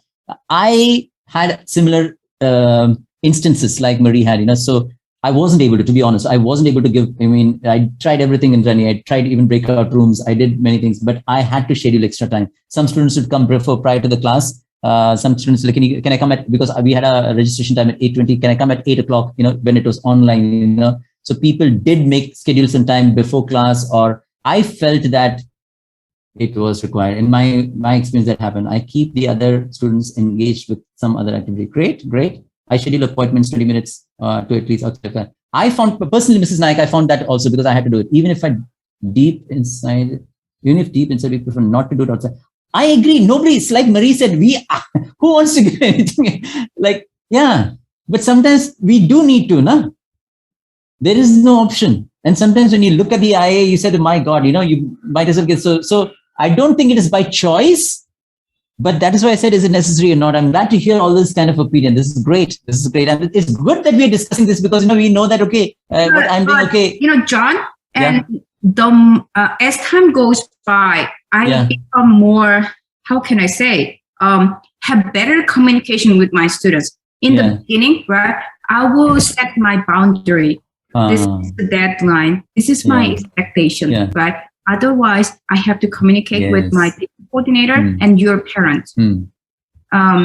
So that reduce a lot of commotion toward the end and anxiety toward the end. That's very good to know the thing. And why is Jalaj raising his hands? You should just turn on your camera and we'll know that you want to speak. No, actually, I don't want to disturb others. Now, I have a question actually, which is related to meeting students outside the class, and it may cover so many things. Yeah. When we annotate the work of the students, how heavily do we annotate? And when you annotate, what exactly do you do there? How do you guide them? I just showed the mess that I made in my students. I write a lot, okay, but I probe. I probe. I comment. And my thing, which I always say is, and it's not. See, it depends from IA to IA also. So if there is if a student who's written in a way, I think it starts with that thing which, if we make it clear what Marie told us earlier, if you know the target audience, many times students write as if they're writing to the teacher or they're writing it for an examiner, rather than writing it to someone from their own class or someone who's not even familiar with the topic that they're doing. Now I'm just with one student who's writing something about, what do you call this? Investments, financial investments, So I said, I have to tell him, when you are fluent with this, but perhaps not the other student. So you got to be able to write mention the definitions. So I think most of the time, it's like this, what I've realized, Jalaj. When I write my feedback, it's more about filling in the gaps because it's all there. It just needs to come down here. Does it make sense? Yeah, the thing is, sometimes I have seen some of my colleagues do this. They overguide. Acha. They don't tell what to do, how to do. No. They actually guide them. Okay, number one, do this, then do this, then do this, then do that. True. So over guiding them or say spoon feeding them Absolutely. is not recommended by IB. I You can comment on their work and how can they improve, but what exactly they should do, we are not supposed to. Yeah. I agree. And I just saw the chat in the chat box, right? It was sorry, a lot of things here. Sharaha, sorry if I don't pronounce it correctly. Sharaha mentioned that I draw their attention to the rubric. That's a really good point, because I myself, right, believe me, when I mark like hundreds IA, right, whenever I read again and again, right, I realize that there is something new that I didn't really pay attention. So keep talking. Yeah, when we read IB guide of Math IA, right, it pretty much try to make it as clear as possible what they are going to how they are going to assess. So it's good that we bring our students' attention to the criteria more and more, rather than, as Jalaj said, right, rather than spoon feed them. Hey, if you do that, then you will not have good point, like good mark in criteria A.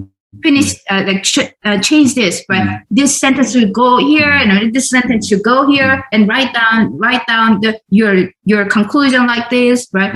That's way too much, killing our students. I wanted to highlight. I actually already highlighted. I went to the. You saw this part, right? The teacher is expected to give appropriate guidance at all stages of the exploration by, for example, directing students into more productive routes of inquiry. So you can ask. I'm not saying spoon feeding, Jalaj. You can ask for what the gaps are. They said, but talking to them like you don't understand the topic, but why was this assumed? What does this mean? Why did he choose this set of data? Why not? So asking them, making them think. And I don't think it's about spoon feeding, but it is to make it more productive, thinking about it. Whether they take that or not, that's besides the point. Okay. Then making suggestions, it says for suitable sources of information, that's your call, whether you want to give, but it can be, it is, and all these are in the guideline. But I think I also agree, which was mentioned, that at every stage, bring them to the rubric. Okay, bring them to the rubric. At this point of time, there is something in criterion A I want to just highlight. Okay, I think that had to do with something that when Marie was sharing, I said I'll wait till this thing comes in. Where is that? Bear with me, people. Bear with me. Bear with me. Acha, ye dekho. All eyes here. Sorry, guys. I need to leave. All right, Jalaj. Thanks for being here. And happy Teachers Day. Here we go. This is about the level of mathematics. Okay. It says that students are expected to produce work that is commensurate with the level of the course, which means it should not be completely based on mathematics listed in the prior learning. Okay. So you know that the math guide has got the prior topics and then the syllabus, right? So it's not about the prior learning. The mathematics explored should either be part of the syllabus at a similar level or slightly beyond. However, mathematics of a level slightly beyond the syllabus is not required to achieve the highest levels. I'm going to read that up again. However, mathematics of a level slightly beyond is not required.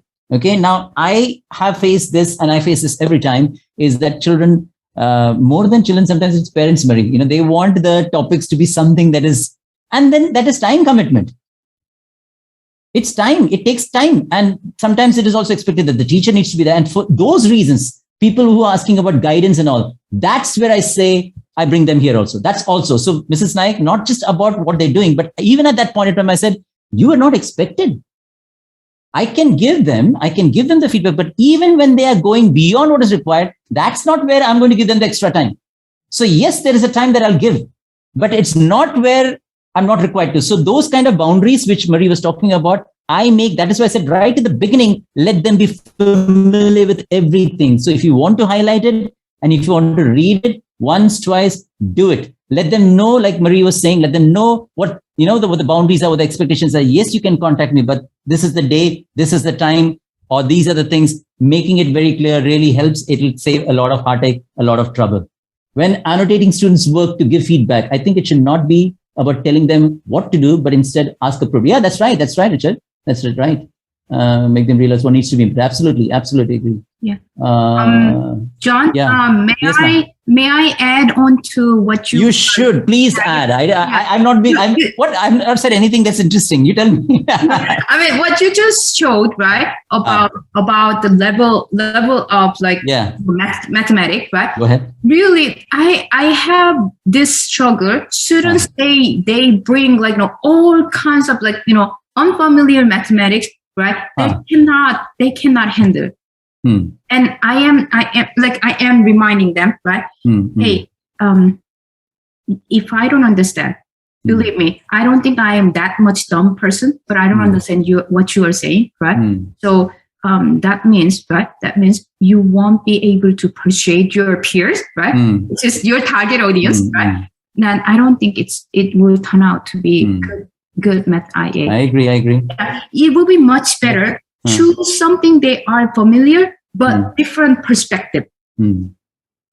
I see a lot of students did within their syllabus, math HL syllabus, even an SL syllabus, they make it more interesting and make more personal examples, right? And applying in a different situation, right? And that was amazing. Right. Cool. Someone mentioned, I think it was who said that I think it was Indrani. So this balancing syllabus requirements with overseeing the IA. She said something, give them some other work when you are in work on breakout rooms. Somewhere she mentioned something like that. So I thought, I keep this other students engaged with some other activity, and there we go. Balancing. You can give them some worksheet while overseeing, while you're giving feedback. That is also a possibility. Greta has raised her hand. I think she's going to object right now. Greta, go for it. Hi. Yes. I just wanted to, kind of know your views here, both from Marie and you, John. Students who do AI, it's very surprising. Some of them decide to pick an IA topic with exclusive AA syllabus, and I find it. I'm in a dilemma there. And also vice versa. That is, when students are in AI, they decide to do modular arithmetic. And I think, again, it's a dilemma because it draws so many questions, whether, with regard to academic honesty, with regard to authenticity. So I'd like to know from both Marie and you as to whether that would then be commensurate with the level of the course. And, of course, I have my own ways of handling it, but I'd also like to hear from you guys what y'all prefer doing. Marie. Okay. I feel like I'm talking too much. Thank you, Greta. And the biggest thing that I would say is whether the student is enjoying the topic. Not just a level of difficulties, right? But also if a student... That's right. Liana says some E's are going to, some I's going to E. For example, right, I mentioned, John, a couple of years ago, I had a student who was not strong in mathematics. Yet the student studied a night movement, right? And using combinatoric, permutation and combination. That combinatoric gets really complicated, right? High order. The student did, right, using different color pen. He brought this a bunch of color pen, right? Draw 2x3, 3x4, 4x3, and he did odd and even and keep on drawing this movement from here to here and here to here, right? That's what he had the process weeks and weeks he was doing that, right? And then Viola, in the end, he found something not complete 8x8, but he found something really nice pattern, odd and even. And I was very impressed by his work. And he got higher score than one of the math competition winners in that same class. But her question, Greta's question was like, if you have an AI student, wanting to do something in AA, or, an AA student doing something here, my opinion, okay, Greta, I've not had that. I mean, it's not, I never had that wonderful experience. But what I mean is like, if they're interested. See, the key thing for me is the IA is a topic of their interest. Okay, so if that stands out, then I can't stop, is what I would say. Yeah. The greatest questions, right? Regarding greatest question, what I mean is math IA is exploration, as the meaning is up. It's learning, but correct me if I'm wrong, right? It's learning, expanding, what they have learned, right? But EE is different. They have clear research questions. Yeah. They have clear research questions. So with that research question, they will research and then write a small kind of thesis type of like writing, serious writing. Greta, am I? Greta, you tell us now. You tell us. Actually, what I do encounter is students begin this topic, and initially I would ask them why. Why have you, picked? Yes, exactly. Pick this when you know your interest is in AI. So then, of course, they will, like Marie said, they'll say, oh, I'm very interested in this topic. And then when they gradually start with the math, they discover as they move towards page 14 that they cannot proceed further. Okay. And that's when they say, Miss, can you please help me? What do I do now? So what do you do now? What do you do then, Greta? So I kind of say, okay, you can read about this. Maybe these are your resources that can guide you towards your aim. And readdress your aim, probably. Right. So that's how I handle one such case. And then I thought it was a good learning, to direct students correctly first, because then you might not be the teacher itself to kind of be well read at that point in time to, kind of direct the student when you have, let's say, 20 other students. Yeah. Fantastic. Anyway, Thank you. I have one more slide. I know Hassan has permitted everyone to talk. Just give me one. Mubin, I saw your hand. Just give me one more slide. I'll keep it on, okay? And that is about after the IA. I already said right at the beginning. Oh, I'm not sharing that. I already said at the beginning that there is something about before, there's something about during, and I also highlighted something, and then we can continue talking, okay? This is just this last thing. I found this very important in my experience. Again, I've been sharing these, whatever is just from experience. These are just suggestions, as I said at the start. A debrief I do, it's done mostly as a group, the entire group together, and it's mostly student-led. So you might have already done these kind of exercises in class where it's a student-led feedback, where the student says they conduct it, right? So sometimes they invite, some of the other teachers also, other friends also to join in. So it's very, I won't say casual or something, but it's not, but it's a time for debrief, and we sit and talk only of the IA. But the students then say that, this is what they thought that the IA would turn out to be, the frustrations that they went through, the topics, the books that they had to read. So it's a student-led thing, and it's kind of fun, and we just share and we do that. And then I have, even for that, when I had that exit slip, I asked this question. I said, if you had to start all over again, what would you have done differently? And amazing responses pour out.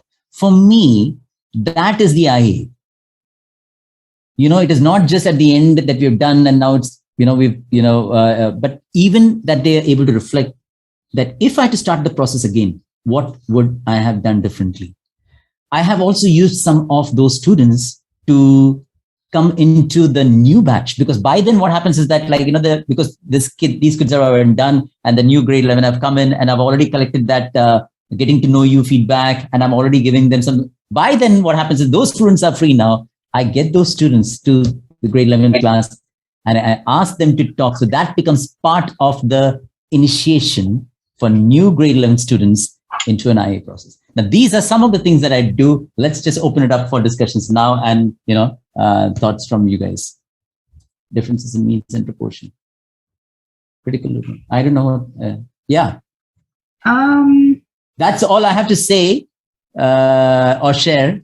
Yeah. John, I don't really understand what it means. Pre-bin. What is pre-bin means? Mean what? Pre-bin. Bin.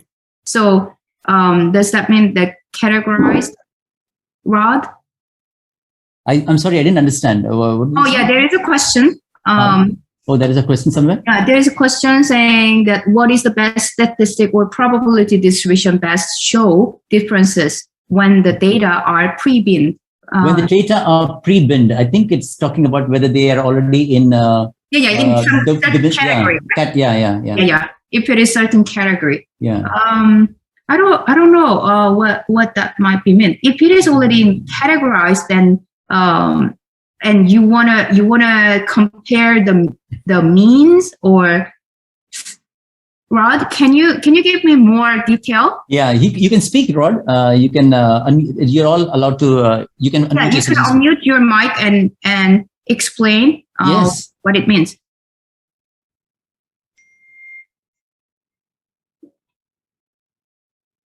I cannot hear from him.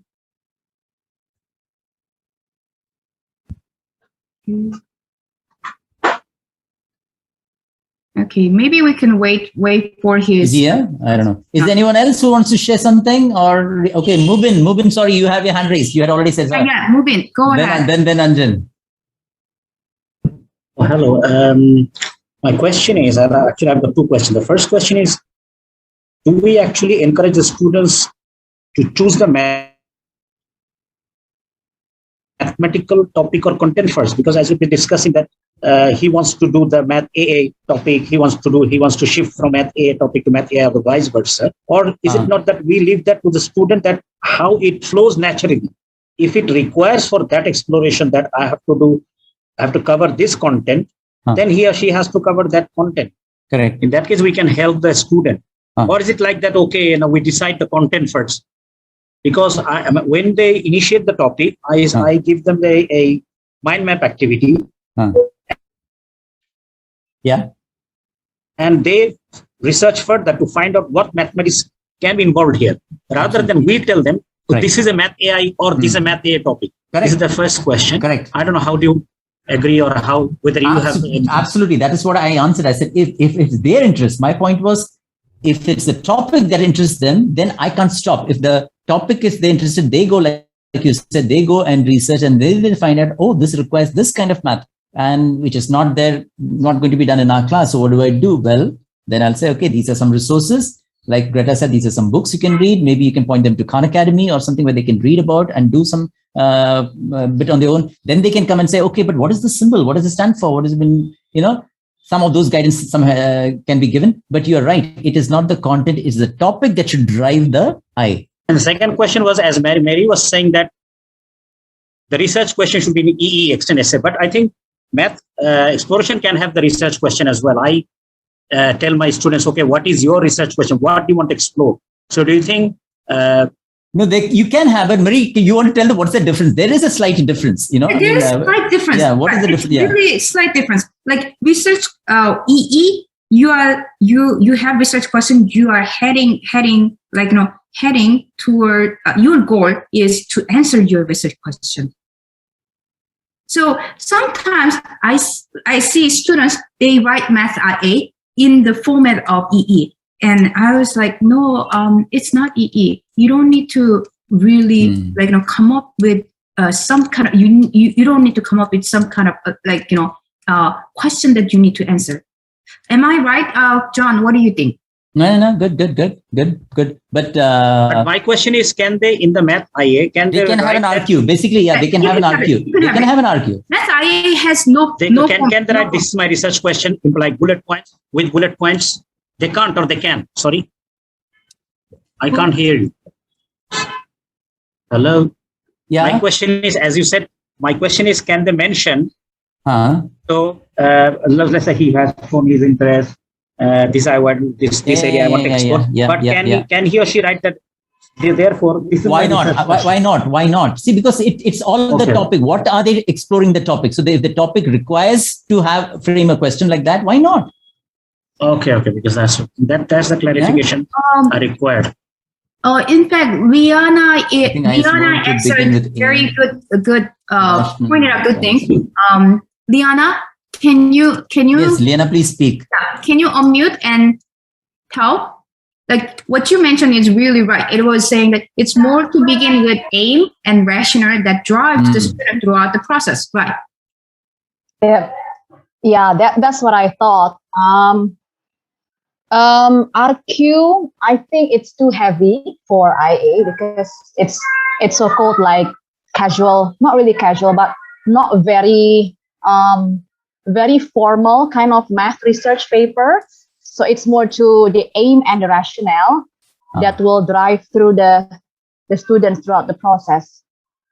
So that's the point is, can it have? I mean, I know what you're saying when it, because the RQ in an essay, in an extended essay, you're saying, of course you use the word heavy, so let's use the same word. It's heavy, but can you still frame a question where you headed to, like you said, this is what I want to explore. Can you still formulate a question like that for an IA? I think that's what Mubin was trying to find out.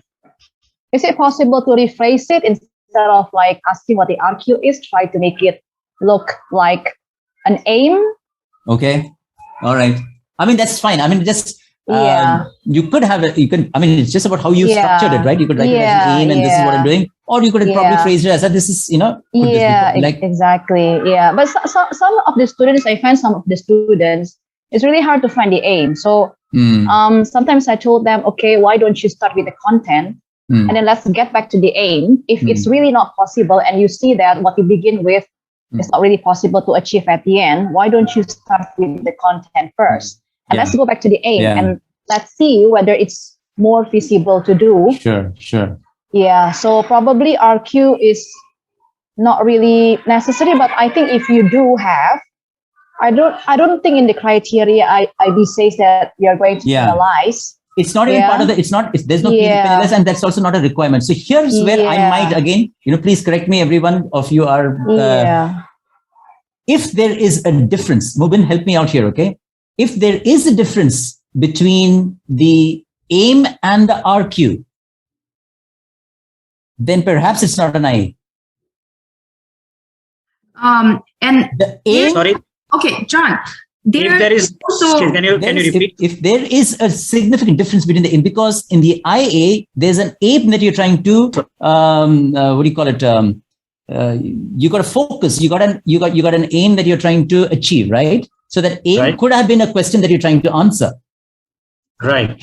Okay. Now my point was, if there was a significant difference, okay, meaning you've written an aim separately and you've written an RQ separately, and there is some difference in that, then probably it's not an IA.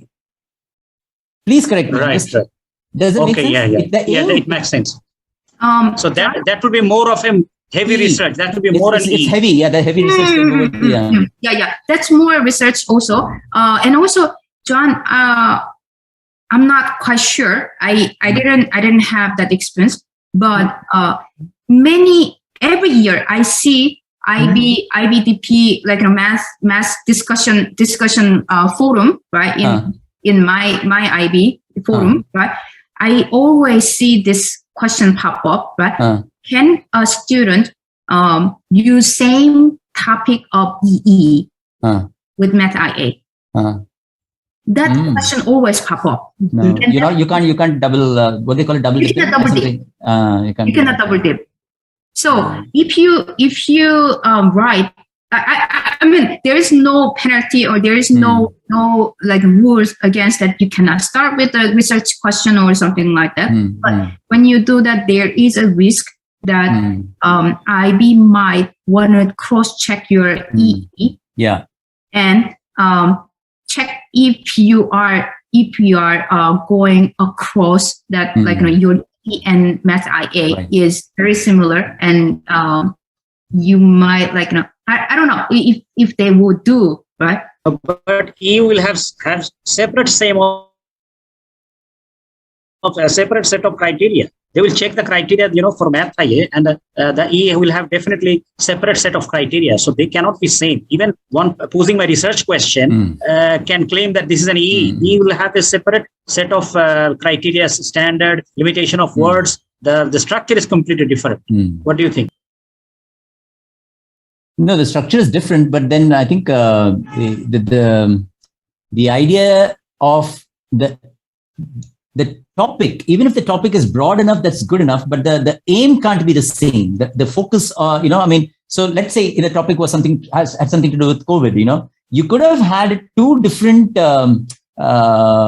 issues, two different aim that's running for your IA and your EE. You could have done that if you're doing an math EE or an IA, if the topic is something overarching like that. But when you're talking about double, I don't know. I mean, what do you have to say about the Marie? I mean, can someone? Sorry, I didn't get it. What do you mean by? Sometimes I just tell people to avoid the same topic. Okay, because it becomes too murky. But I've also heard of some students who said that they've been able to pull it off somehow. Yeah. But I just avoid the two. I mean, So when my student usually said I am doing in physics, I am doing this, right? Can I write that in math, like math IA? Sure. Can I change a little bit of focus on only mathematics and then write math IA? And I cannot say no or yes. Right? Yeah, that's what I'm saying. What I'm saying is, do you think it is the right how can I say, the right approach to the math IA? That, or do you just want to have one check mark done? Okay, bye bye my math IA. What is your motivation? What is your intention? Sure, that's right. One just research on one topic, one set of books. Yeah, that, of course, that's good. So instead of I want to say, I said technically you cannot. Technically you could, but instead of saying that, I am asking the students, can you what's the intention? What is your intention? What is very good. So I just want to ask, Anjan had raised his hand earlier when we were talking to Mubin. Anjan, is there something that you had a question you would like to? No, it was just an observation. I think, personally, my own learning has been from my own IB corrections. Okay. So, because I've been a TL for both SL and I also did HLIE corrections. Right. Okay. The sheer exemplars that I saw across the world, because it brought a global context to you. Right. And, often those exemplars, a few of them, I do keep some snippets to share with my students, not to give them on email, but to have a discussion in the class. Okay. So I think there are a lot of good ideas that comes from there. All right. So I just felt that is one practice that I follow. Fantastic. Just to initiate ideas in the classroom. Right. Mubin, yes. Sorry, am I asking too many questions? I don't know. Yes, you are, but you should. You should. Go on. Sorry. Okay, because the new syllabus, math application interpretation, and if you see the old mathematical studies, now when they choose this statistical project, it's like the mathematical studies, the previous syllabus, that is where students used to choose the statistical project. Now, if you look at the current criteria, this is for they're using this criteria for math. SL or the previous syllabus of SLHL, where something is more. His audio is pure mathematics based. Now, if a student do a statistical project, are they going to get good marks if I use this criteria? Because use of mathematics, the criteria E. My question is, how can a statistical project play good marks using that criteria E? Unless they use very high HL level of SL level of mathematics, where they have to use mathematical modeling, whereas this project only we have the chi-square test and integration, those stuff. Moving, your voice is cutting off here. Can it earn that score? Moving, your voice is cutting off, but from what I... Can you hear me now? Now, yeah, it's coming and going basically, so it is hard to follow completely, but from what I've heard, I think your first part was the differences in the studies, the project that they were doing, right? The statistical project that they were doing. And so that part I followed, but I didn't know what the question was. So my question is, if a student has done a statistical project, can they get a good marks? Needs to be clarified. That needs to be clarified for the students, not a project, even to teachers. It's no longer the same kind of criteria. No. I would say no. Definitely no. It's not the same. It's not the same. It's not the same. So when my AI teacher tried to approach, because he never taught SL and he was doing like studies all the time and changed to AI, right? Sure. And he has to learn who knew this criteria, right? I worked with him very carefully and I told him, don't ever think of like, the statistic project. Sure. Give them option to explore everywhere, anywhere, right? Yeah. So I have to really work with with teacher carefully, not to apply the same project. Yeah. Right. So that's limited. There's not much scope for the what do you call it? Critical thinking. There's not much scope because it's very, very clear. There's some people who are wanting to leave. Thank you so much. You may leave. We are almost done. This is one last thing that I wanted to show you guys. But that is just, for teachers, don't ask each other for a list of topics.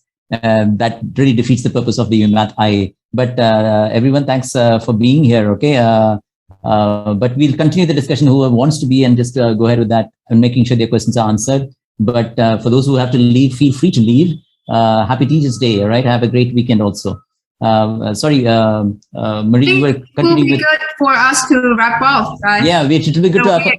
We had really good discussion, and I know it could keep going on and on. It will keep going on and on. Yeah, it could keep going on and on. And I believe that starting this kind of conversation is really good for us. Like we can share our struggles and idea how we how